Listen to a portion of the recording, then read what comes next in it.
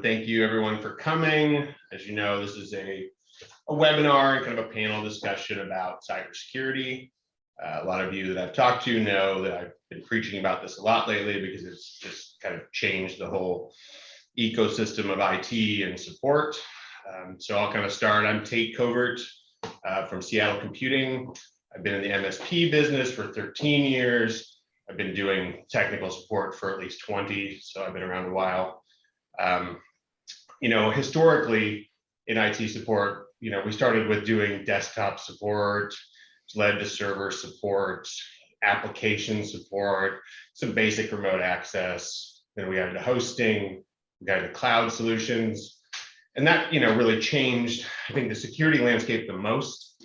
The main reason being we've taken all our data and centralized it, right? So instead of having email servers in people's offices like down the hall, everything went out to Office 365, so everything's in one place. And one thing we did is we kind of gave away the username, right? So we all know my username for Office 365 is tate@seattlecomputing.com. And so then what do you have to do? You just have to guess the password. Historically, it wasn't that easy, right? And so then we've come up with solutions like multi-factor authentication or two-factor authentication that you all see every day now in your banking, in your Facebook, in your Office 365 access. It's kind of ubiquitous. But we've done that because we need to give a third thing that people can't easily guess because they already at least have the username and can probably discern the password, at least by some method. Then, the pandemic hit, and, most MSPs like us, the good ones at least, are pretty quick to evolve. We're pretty quick to pivot. So we see like all this change coming. So we're very quickly getting people better remote access, either, through better VPN or more secure VPN, or using fully hosted like application servers, using things like Parallels or Citrix, to try to get people a better experience. Because we had a lot of clients that were just on desktops, and of course that didn't work. So then they were deploying laptops in the field. I remember early in the pandemic, I literally drove around one day and delivered like 10 laptops myself. And the funny part was there was no traffic anywhere. So I got to go from the north into Seattle to the very south, to the east, to the west. And I did the whole thing pretty quick without traffic, but it's just kind of indicative of what we were doing at that time. It was just really quick, trying to get stuff out, trying to get people to work. I think there was a lot of patience at that point too. Now, what really I think did get way worse, and I'm sure these guys agree with me, is attacks, right? Like security became this thing all of a sudden. I mean, we've been dealing with security at some level as a support organization for 20 some years, but it was pretty basic.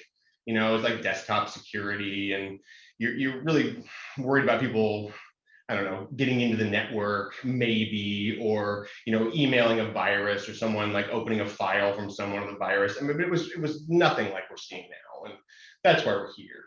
So the world is a very scary place. And we're going to try to end this whole thing on a message of hope because of what we put together here. But it is really scary, and you should all be aware of that. Like, there's a reason all these cybersecurity companies exist now. There's a reason everybody's hosting webinars. There's a reason people are doing cybersecurity training.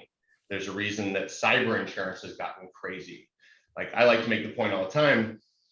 A couple of years ago, you'd fill out a cyber form. People would send them to me. It's like a page or two. It's pretty easy. You kind of fill it out, send it off, and they give you a rate. And then, a few months ago, it got to be, oh, well, now it's 5 or 6 pages, and they're asking a lot more questions. And the last one I've seen, I got one yesterday. It's like 12 pages and very specific questions, not the, oh, are you encrypting things, but what are you using to encrypt it? How is it configured? What are you using for 2FA? Is it enforced? Is someone watching it? Like, what are all these things? Because, the cyber security industry does not like to lose money, like any insurance industry. And they did. They had to pay out a lot of claims. Obviously, they're fighting a lot of them too, but they're having to pay them out. So, they're making it harder to get cyber. They're making cyber more expensive, like all the time. So then what we're seeing attack-wise is, we still see the desktop stuff. We don't see it as much as an MSP because we've rolled out a lot of good tools to stop that. But, you hear about ransomware on the news all the time. Jeff will definitely talk about that. Even Tony or Jason can talk about that, but that's a big thing. But what we're seeing is these more sophisticated infrastructure type attacks, where people are like getting into people's Office 365 tenants, getting themselves admin rights, looking around, downloading email, using it to their advantage, knowing who does finance, who's the owner of the company. Like, it's pretty serious. So that's what we're trying to combat here, is not just basic threats, it's advanced stuff that can be very detrimental to a business. I'll let other people on this call talk more about that.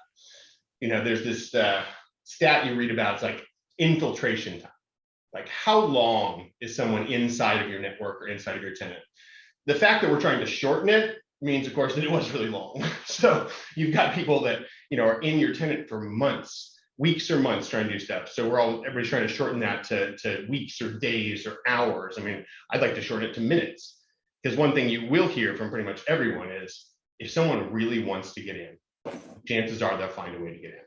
So the goal is, of course, to layer as much protection as you can, but then to know when they're in and stop them and get them out and make sure they're not doing any serious damage, right? And that's why we have these services we're talking about today. So, you know, what we've done at Seattle Computing is try to put together a best of breed approach, right? So there's these pillars of security, these vectors, attack vectors we're trying to protect from, right? So there's, you know, cloud, email security, Office 365, G Suite, whatever. And that's Datto is here for that. Jason's here to talk about that.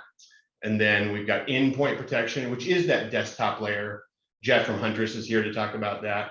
There are some really cool advancements in desktop protection that he can lay into. I don't want to steal his thunder too much, but one of the things I love is this host isolation, which means like a kill switch, right? So literally we can see, hey, that machine's infected, shut it down, right? And that's a really big thing. And then we've got like what you call the edge. So we define that, you know, from what you guys know terminology wise, as the network, as the infrastructure, as all these pieces. And when we're talking about edge, you know, we've got Tony from Agile Blue here to talk about like what they're doing to monitor that 24/7, you know, on our behalf and help us work out those issues. So I'm going to introduce everyone here, and then they can talk a little bit about who they are and what their product is. First, I'll go Jason Price from Datto. I'll let you roll. Awesome, thank you. So first and foremost, happy to be here with you guys today. Yes, I'm from Datto. We provide a whole slew of different products that our MSP partners use in order to safeguard you and your environment. So the ones I want to talk about today are going to be our SaaS protection. What SaaS protection is the ability to make sure that all of your data which resides in Microsoft 365 or Google Workspace is actually backed up and protected, right? So there's this common thought out there that because this information resides in Microsoft or resides in Google, that they take care of it. And to a certain degree, that is true, right? They're going to make sure that the infrastructure is going to be up and running. So therefore, their facilities are going to make sure that there's no power outages and they have redundancy in power, things of that nature. But in terms of the actual data that lives in those environments, unfortunately, they do not guarantee to protect that data. And so with our solution, we're making sure that we're backing up all of that data, right? So whether it be your emails, whether it be your Teams, your SharePoint, your Drive, I mean, all of that information is being securely backed up. And it's actually backed up in a separate environment to add another layer of protection. So that's one solution that we have that is stellar. One thing I will say is that when it comes to the different hacks and the different access that people are getting to people's computers and networks, over 91% stem from email, right? So it's very, very important that we take a look at the different ways that we can protect the email. The other solution that we have is our SaaS Defense, right? And so what SaaS Defense is the ability to not only scan emails, but you're able to actually scan through all of your different documents, whether it be, once again, in OneDrive, whether it be Teams, whether it be your SharePoint information, all of that is scanned. And if there is any sort of infection that's just trying to come through, we're able to isolate it, destroy it, and make sure that you and your organization is not affected by that malware. So we work, hand in hand with Tate and Seattle Computing to make sure that all of his or all of the customers and clients are taken care of, and making sure that we take that data very seriously. So yeah, and I'll add really quickly that every one of our clients actually historic has the SaaS protection. Every one. Mm-hmm. So we've been a big believer in that product for a long time. Yeah, it's necessary, and over the past year, we start taking a look at what has happened with a year and a half at this point, right? Time has just moved so quickly. More and more people are working from home, right, or working remotely, right? You may not be in the same geographic location you were a year and a half ago, but you're still being just as productive. And one of those tools that has really aided and helped with that productivity is Microsoft 365 and using Google Workspace and having that ability to work from anywhere. And there was actually like a 700% increase in the amount of deployments of people going from on-prem Exchange services, things of that nature, to the cloud over that period of time. So very, very important that you look at that data, which lives in these different places, as data that still needs to be protected. Awesome. Yep, we're big believers in Datto, so thank you. We use both their BDCR, which is their local backup product, and their SaaS product. And almost all of our clients are actually been beta testing the SaaS Defense product too. So we're incorporating all these in our solution. So cool. Thank you, Jason, very much.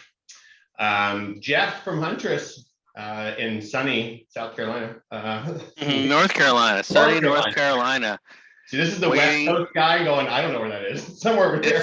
It's sunny, so that's just the first problem, right? So, well, thanks for having me, folks. I am excited to be part of this and to be able to talk some about Huntress and educate some folks on what's going on in the crypto world.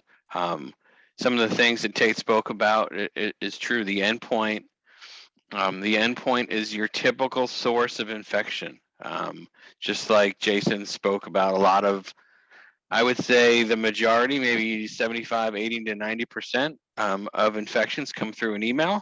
Somebody clicks on something and the infection is off to the races.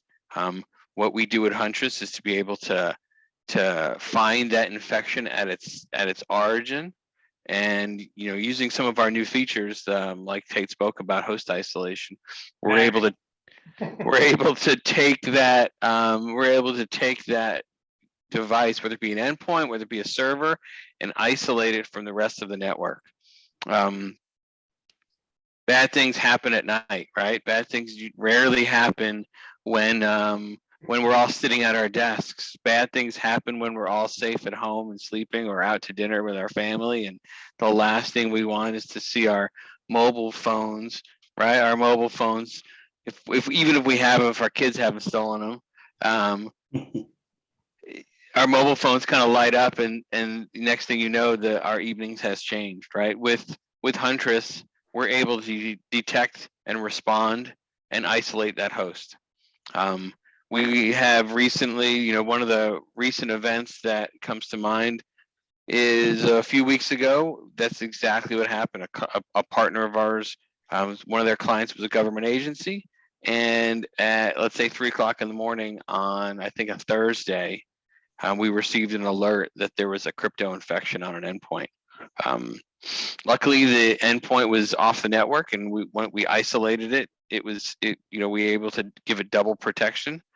And keep anything from getting onto the rest of the environment. But that would have gone south pretty badly had that infection jumped through from the endpoint to the servers, right? And caused all kinds of havoc. So the endpoint, right? We talk about cloud, we talk about a lot of things and where your data lives, but the endpoint and the user, right? Where the user's working is your typical source of problems, and it's one of the, let's say, many vectors that a few vectors that I look at when I think about security. And the endpoint, cannot be missed. And the things that Seattle Computing is doing to keep your environment safe are great things. It's interesting that there's a reason that we have cybersecurity training. Why more people are requiring it, because obviously the weakness is the user, right? I think all of us here, I'm pretty good. I really am. And I've almost clicked on something and it just looks so good. You're like, oh, what is that? And then, you just see these signs, and some of them are really easy. And those are the things that cybersecurity training can really help identify, but some of them are really sophisticated. Hence, we're Yes. adding layers of protection to find those, because they're hard to find. I mean, we have this term that 0 day, you hear 0 day attacks all the time. I mean, what 0 day just means is it's some kind of vector, some kind of access that no one knew that was a hole there. Like there's a hole and no one knew. So then, you get in there, it's 0 day, and then someone's immediately trying to patch that hole. But people find these things all the time. There's a lot of money in being a bad guy. Right? Mhm.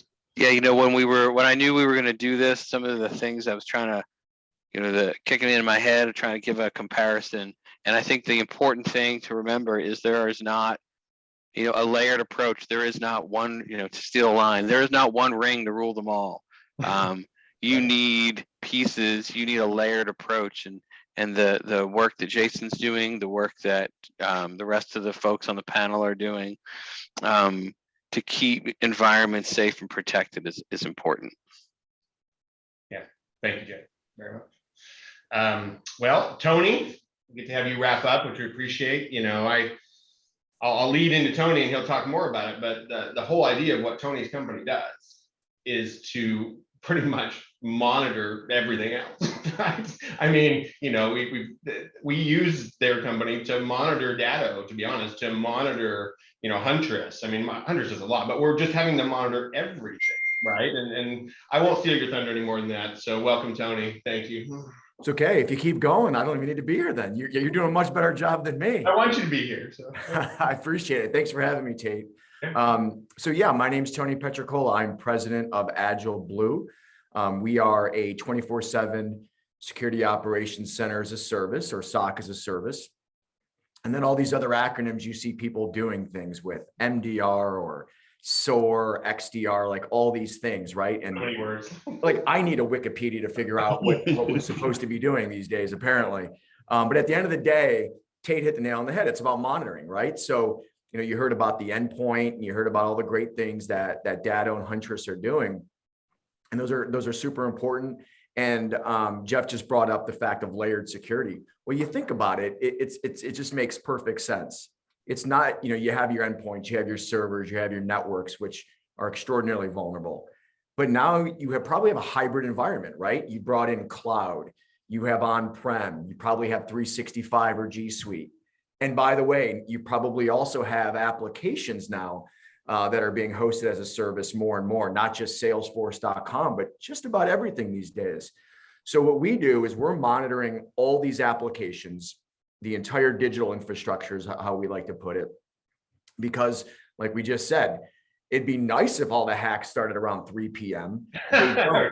Now, I'll tell you what happens around 3 p.m. though. You generally need people doing something, because like we just said, it usually starts in an email or with somebody clicking on something. And they generally do that during office hours, because that's when they're working. But the bad guys don't tend to come in during office hours, right? They're coming in when you are, at restaurant with your family. And that's where the monitoring comes in. So as we're monitoring for our clients 24/7, we are looking for indicators before there's a breach. So I'll give you an example. You look at all these ransomware as a service. I think Jeff just mentioned crypto. I mean, there's Avadan and Conti and all these ransomware as a service, and all these gangs that utilize the ransomware as a service applications in their hack attempts. Well, when they do that, there's specific things that they do, right? They'll start by shutting off your antivirus, then disabling your logging, maybe trying to do a global administrator. You definitely see a lot of global administrators trying to get put into Azure, into 365. So they follow this flow. Well, they don't get a hold of your data and encrypt it until that flow is generally done. But there are 7 to 10 warning signs. So what my company does is we're looking for all those early warning signs, all those indicators. When we start seeing them go off, we're on it. And the whole point is speed, right? So sometimes you can't stop. We know that, especially some of these tremendous ransomware gangs. Like these people are just smart, and they're capitalists. So if they know there's money at the end of that trail, they're gonna keep going. Amen. So yeah, so speed and visibility is huge. So that's what my company does. We're there to look for those indicators. We're there to alert our MSP partners or alert the client. And the whole point is to move quickly. Can we mitigate it? Can we stop it? Can we move quickly? And that's the point to I think what all of us on this panel are all about. It's not only making things visible, because with remote work and the cloud and on-prem, things are becoming less visible for all of us, right? So when you look at the layered approach we've all put together and talked about on this call, that's how we can help to keep you safe. Not that you'll be 100% safe, but I think it's a nice layered approach to really put together a good strategy for you. Cool. Thank you. Yeah. I was gonna debate it on sharing the story, but I think it's a good one, and we've seen it a few times, right? I think the most impactful thing to all of us, right? It's money, right? It is the financial implications of this thing, whether it's from downtime, which of course is one thing we're trying to avoid. I mean, loss of productivity, that, and then there's the real money. And we've seen this example multiple times. In fact, Natalie, who's on here, her former company, this happened to them, where someone does get into an email account, okay, and maybe because MFA got disabled, which is something AgileBlue is looking at, right? To say, hey, why did MFA get disabled for this user? But say it got disabled somehow, whether it was a user or otherwise. And then someone, gets this user to click on an email, gets them to give up their credentials, right? That's the thing you have to be on the lookout for, right? Any of these really sophisticated cyber training courses talk about this a lot, right? If you click on a link and then it brings you to what looks like an Office 365 logon page or a Google Workspace logon page, like danger, right? I mean, you got to think about that. So you all of a sudden you think you're logging in, and what you're doing is you're giving them your password, right? And it'll be like, oh, failed login attempt. You're like, oh crap, and you're entering another password. And sometimes you give away like every password you've ever had, right? And you dumped it on these people. So this happens. Someone gets a password, gets into an Office 365 account, and we talk about infiltration, sits there and downloads mail and looks around and figures out who the finance people are, who the approvers are, grabs people's signatures. And then what they do is they go register another domain name.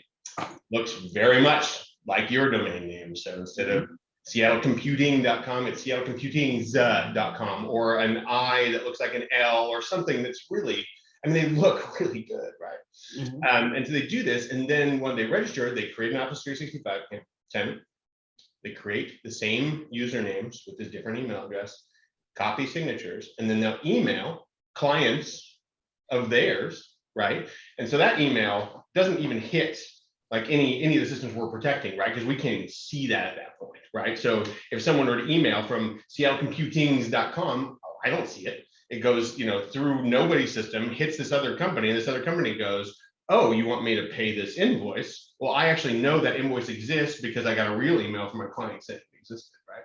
And then they all of a sudden like, oh, hey, our banking information changed. Red flag, red flag, red flag. But all of a sudden they're like, oh, and we can't do checks and we can't do ACH. So you have to do a wire transfer. Again, flags, flags, flags. And someone wires money, and it happens. And sometimes it's because people are in a hurry. Sometimes it's because, well, this has actually happened before. I know this. I think I know this person. I've said this one quite a few times. People think you can trust email. You can't. You cannot trust email. It's just like anything. Like you have to be on the lookout all the time.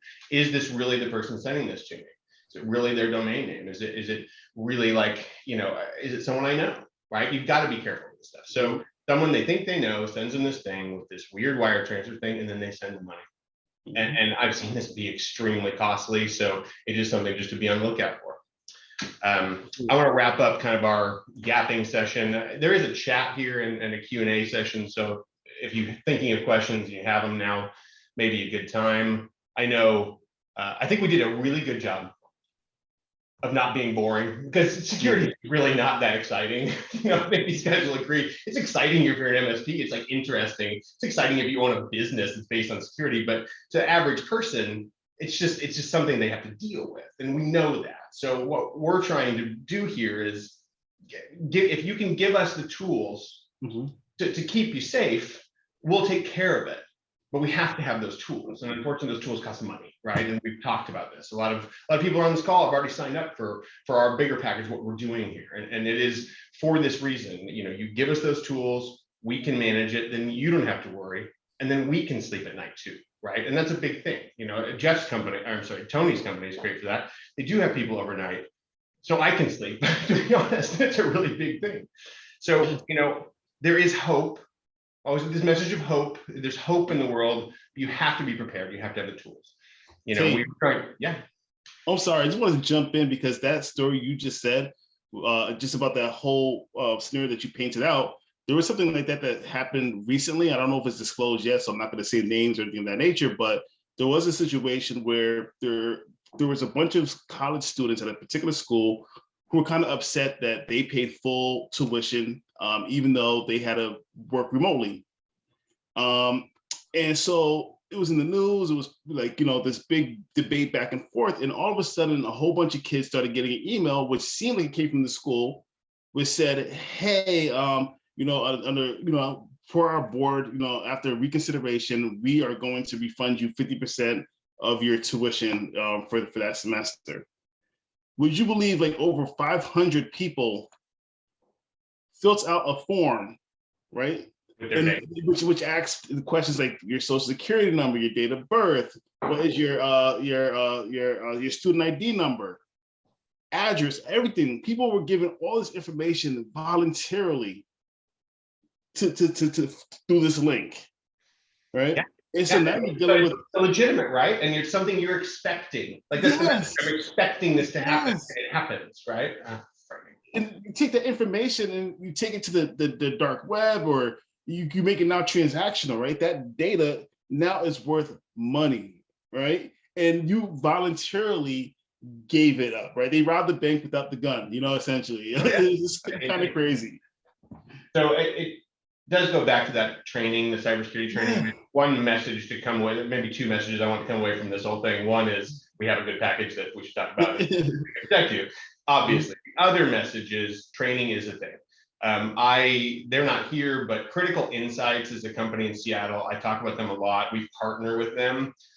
They started offering it, you know, like a year ago. They offer a free cybersecurity training monthly online. It will qualify you. They'll give you a, you know, some kind of badge of honor that you've done this thing, a legitimate one that will qualify for insurance requirements, banking requirements. So if you haven't seen that, check it out. I'll paste it here in a few minutes in the chat, but it's just criticalinsights.com. And then you go to their like events or webinar section and it's just free. So I think it is a great service and it's free. So thank you for that. Yeah, we're just trying to, you know, offer hope, offer value, offer productivity. I mean, it's funny. We used to all talk all the time about productivity. That was the thing. Like, oh, we make you more productive. We'll do productivity. And now we're like, security. We all want to get back to the productivity piece, but we have to get through the security piece. It's frightening. We cannot make people productive without securing them right now. And you know, I've said this way too many times. My job was 10% security a year ago, and now it's like 70% security. It's like all I talk about. I had to make myself I'm not an expert. I had to make myself relevant, or at least an expert enough to know what exists and find the right tools to do it. It's a big time suck. So, but for good reason. And you know, we all want to sleep. So that's probably the end of what I needed to say. I appreciate everyone being here so much. There is a question in the Q&A, so I'll go look at it real quick. Anybody else want to yap while I read this? Well, I was going to say one other point I would make too. You know, you mentioned obviously the training. I'll tell you another big thing we're seeing a lot of: cell phones, right? A link coming via text where it's not email, and there's less training. And take it from a cybersecurity professional, I actually got my SIM card hijacked because I did click on something that I thought was from Carta, which if you ever raised money for your company, you use Carta to integrate with your investors, right? Sure. So obviously when you see something from Carta, you jump on it quickly because maybe one of your investors needs something. Well, I lost my phone because of that and SIM card hijacked. Nothing happened because I have MFA. But here's the point I would leave. As people are getting trained to not click on emails as much, they're not getting as trained on phones. And by the way, your email is on there, your Dropbox, everything. So be careful. But I'll tell you what saved me was I have MFA on everything. Yeah. And it's still less than 10%. Actually, I think it might be less than 5% of Americans right now have MFA turned on for all your stuff. If you can, have MFA turned on to MFA. For Absolutely. anything, for anything, right? Anything. They offer it, just do it. Do it. Personal, professional, as much as you can. Amen. And I think to echo on what Tony said, and to maybe some takeaways, take action, right? Yes. This is Seattle Computing is giving you guys hope, but take action, opt into the tiers that give you the other things, because if you're ever involved in a breach, you're going to opt in then and wish you had opted in earlier. That's a common, right? The other takeaway that I would say, to kind of jump from what Tate said about the domains, go to your registrar and register them now. In my past of working for an MSP, I had a client that had the exact same thing. They added a dash in the middle of their domain. Seattle Dash Computing. Yep. Yeah, and trying to buy that domain and stop it, I still don't think they have it, because the hacker owns that now. It's their property. So go on your registrar and find all these random domains. Domains are cheap, and buy them now. I will tell you that we've had pretty good luck recently, and it is recent, taking down stuff. And that was, it used to be much harder, but we were able to provide evidence of the misuse of that, get the Office 365 shut down faster, right? Because that's easier, is to get the 365 tenant shut down, especially if you're a Microsoft partner, doesn't hurt. And then going to the registrars and trying to get them. That takes longer, but we've been successful on it lately. There's also a couple of services that I know of. I've actually been looking at them for a while. I had them for a little bit that would just monitor for any similar domain registration. They don't offer it yet as a monthly thing, but I want it. So I'm working with them on that. But they have a takedown service too. That's a new thing there. So that's they do the work for you, which is kind of interesting. Good. Yeah, domains are cheap. Buy them up now. I wanted to mention one thing about what Tony said too, just so everybody got it. What happened to Tony's phone is someone cloned his SIM card. I mean, you went through fast because we're tech people, but literally made a mirror of his phone card, right, and put it in another phone. That's frightening, right? So just think about that. And that's happened to somebody who's in cybersecurity. Just be careful. Luckily, hit to his point. Lots of 2FA. That's how you see a lot of these social media hacks, is SIM card hacks. I've seen a founder of a pretty large investment company, his SIM card got hijacked like that, or cloned, and they completely hijacked his Twitter account that had lots and lots of followers. It took a while. It took a couple months to get it shut down and given back to him. So that's crazy. The question that came up was talking a little bit about what a company wants to look for in terms of cyber insurance. So do I need insurance if I have your security package? What should I consider when developing a contingency plan? So I'll start by saying we're seriously looking at, there's a company called Cysurance. The four of us were all talking about them yesterday, and I have a meeting scheduled with them, I think on Tuesday.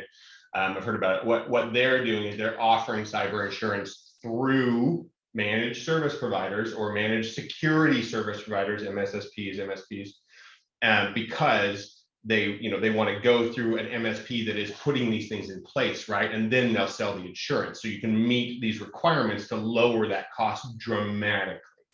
I've talked to clients lately who, are not big clients. They're, 20 some people, and they're paying, $6,000, $8,000, $10,000 a year in cyber coverage. And, it is for what?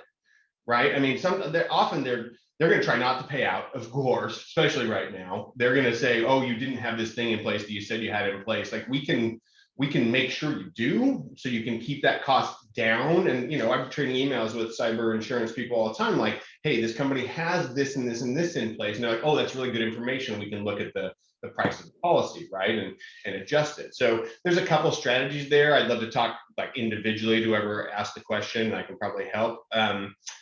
A contingency plan, is a good one in general. So, our clients, everyone that has a server has a backup device from Datto. Jason's over here for me, so from Jason.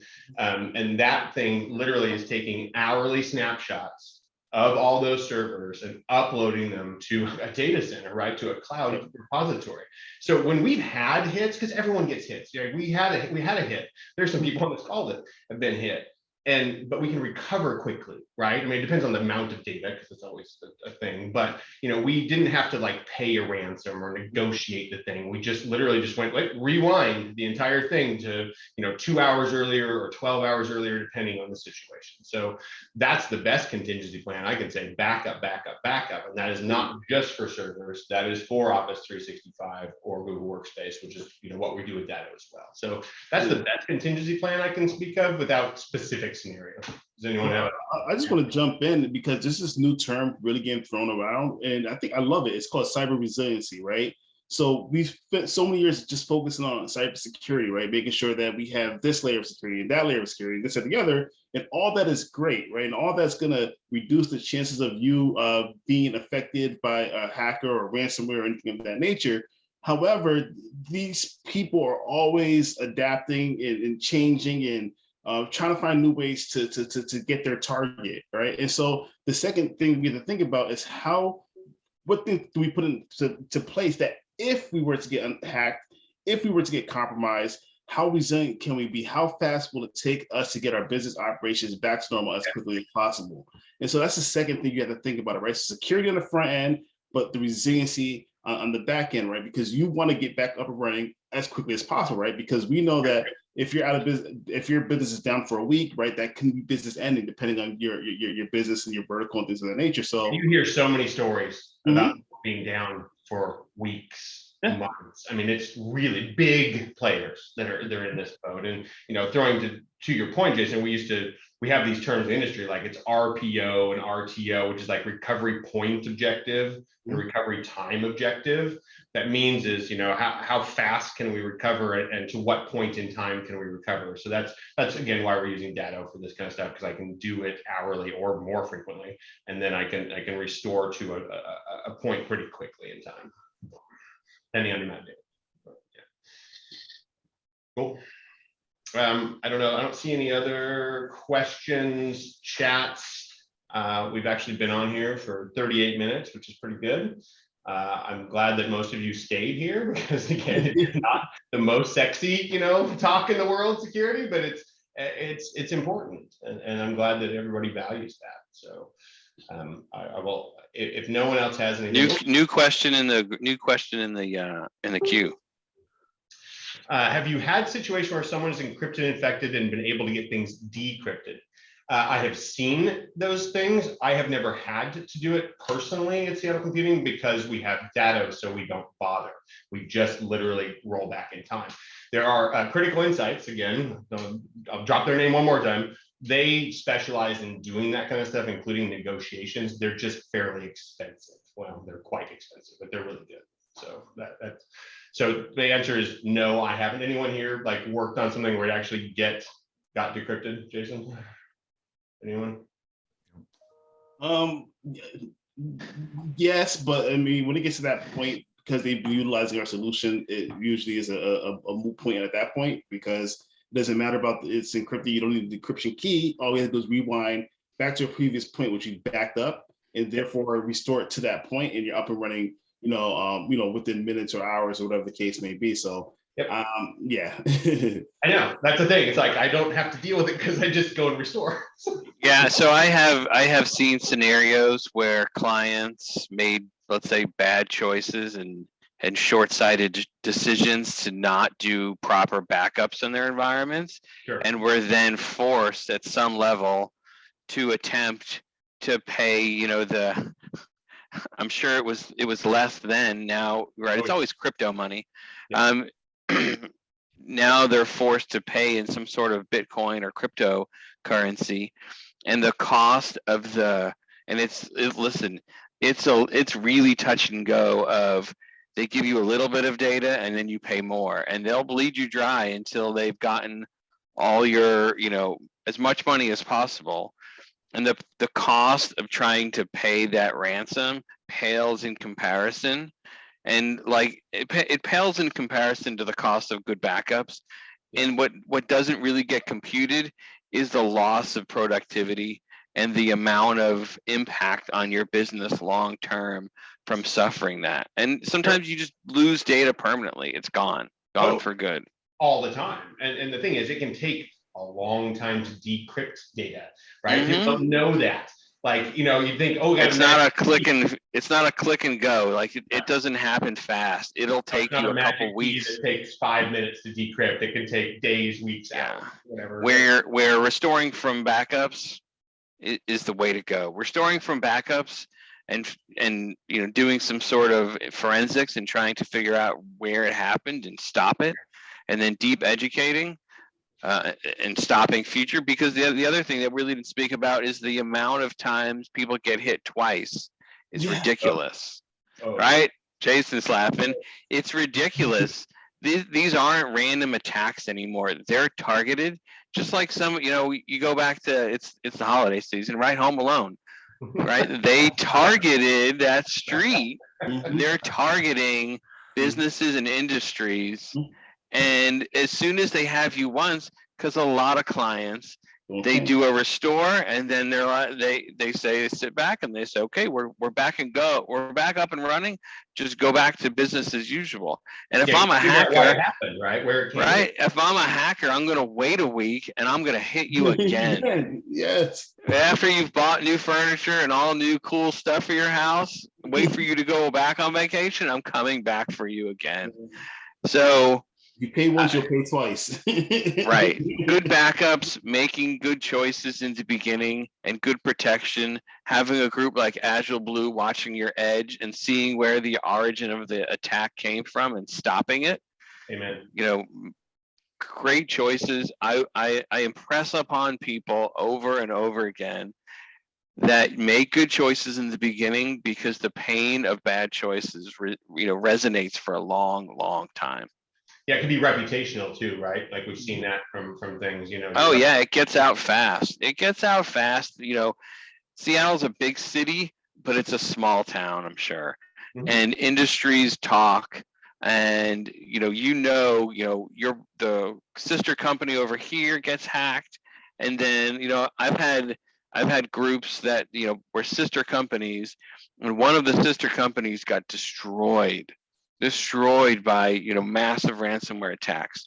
And the budget on the other company that didn't get hit, you know, the purse strings got opened up real fast. He said, we needed all.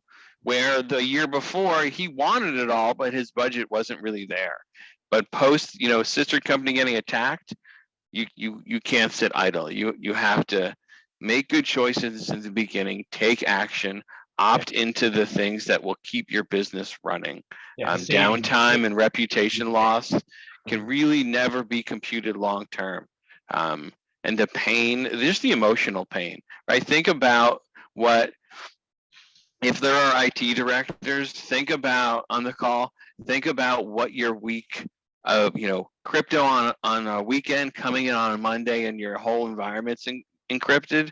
Think about what that week looks like for you. You're not at home. You're not going home at 5, 6, 7 o'clock. You're there until the wee hours of the night. You're providing updates, you know, every hour to your entire group. You're missing events. You're not going home to the family. It's painful. It is really painful on a business and on a personal level. I've seen it, and it is bad. So again, take action, make good choices in the beginning. So related, and thank you, Jeff. There's one more question. Just says, this is great information. What should I do to get your security package? Always good questions. Thank you. Do you have anything I can review with my team? How much does it usually cost? So I'll answer. To get the package, I mean, reach out directly to us. I mean, to me, my email is just Tait, T-A-I-T. It's right there at seattlecomputing.com. You can easily find us on LinkedIn, either email, you can instant message me if you're in Teams, and we can talk. So, you know, do I have anything to review with your team? We send out some marketing stuff. I don't have a packet. This is really new. You have to understand that most of this stuff, I mean, companies like mine are just putting this in, especially the SOC piece, especially what Tony's company is doing. So I'd rather just have a conversation. So, thank you, Jason, for putting that in the chat. But yeah, just email for sure. And then cost wise, it just depends. That's a rough question. You're usually somewhere between $20 to $35 a user a month, depending on what range you're going and what all you're doing. But that's a good starting point.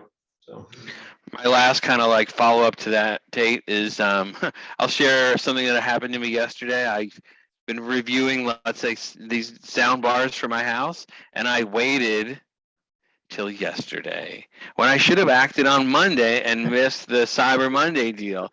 Well, my wife kind of just gave me a look. Don't wait, right? The security things, it'll hurt even more if something happens in between. I want this, and I waited a month because I put it on the back burner. Act fast. Get these things in your environment if you don't have them. Protect yourself. The pain of knowing I should have done this sooner. I thought about it and didn't pull the trigger on it. It hurts worse. Dan put something in the chat, just said, what are some opinions and or usage of different security frameworks like ISO, NIST, CIS, etc. And Tony, you're probably the best one to field that question. I don't know if we want to get into technical discussions too much with this audience. Dan, we can always trade some emails with you later if you want to post something or email us. But I can just say in general, there's lots of different frameworks. Some will help qualify for certain requirements, certain regulations. That's a thing. Tony, take it if you would. There are, and when you look at what might be actually combining some of these, even though they won't officially be, yep, it's going to be CMMC, which is obviously starting at the government, the DoD, and it's going to obviously push down over the next number of years because there's ISO, there's NIST, there's all these things. It's hard to be them all, and no one has the budget or the time to do them all. So be careful with them. NIST is obviously important because it ties to a lot of different factors. ISO can be if you're obviously selling to other folks. But my advice on any of the compliance, and by the way, I am not an expert in this field, but I have gone through a lot. The CMMC certifications and what they're doing with it is really combining a lot of this stuff. And I think in the next couple of years, it could be a way to consolidate some of this stuff. So it could be something that's worth looking into. And again, if you want to get more technical on that conversation, Dan, we can get you in there. It's probably the better platform, at least of today. But thank you for chiming in. Yeah, happy to get on a one-on-one call and go through some NIST stuff. NIST is it's a good framework to do, let's say, like a security review of an individual company, and to walk through, are you doing these things? It's a good way to say, hey, are we doing enough? Yeah, there's someone we work with in town who acts actually as our virtual CISO, and he could talk a lot about that too. So, we're happy to hand you the right person for the right conversation there. But it is really not very exciting if you're not into it. There's lots of questions. So, cool. I think we've done well, but I don't see any other quick ones. Again, feel free to reach out directly to me. I can put you in touch with people. We can get answers if I don't know the answer. And I, of course, don't know everything. I try. And thanks, gents. Enjoyed the call. Representing my wife as a client of SC, we're doing a cyber startup now, not competitive with you. That's fun. Thank you. I like it. I love it. It's great. So if you guys have anything else to say, otherwise we'll just say happy Wednesday. I'm glad we made it through. Thank you, guys.